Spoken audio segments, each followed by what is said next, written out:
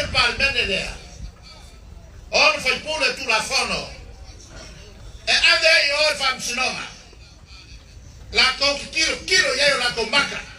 A fai ona. E ambio torno mo la tunulu nei. O foanku tofinga maua lunga i lea ma se tia kua ia talo fai. Ona ia, o le fia umia o le pawa. Le fia faawia le ula pei ona mansaniai le atunu. Faaui le ula i le kasi toa o saunia. Ka waktu le mea sao lea ia Samoa.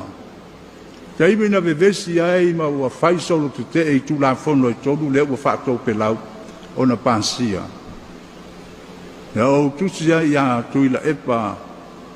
Sao lango ia ke ia leanga o le tofile o le kalesia lango i le whainga malo o filifilia le atulu. Sao lango malosi ia na ke iloa le leia.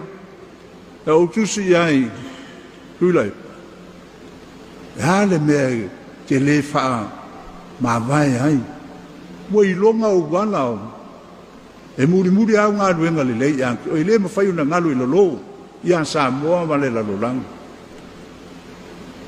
Wa ka tau a whai o se tai le le, wa ka tau na e ka pena sesi, e ka tau a vea o e wai ke le soifua whaamavau. A e tusi mai tu la e pa mawhai mai keiroa. E leai ama sesi. Leai ama sesi. O tau na le HRPP, o le ala o tau whaalongolongo i le tala ala, alo tau tai. E leai ama sesi o tau.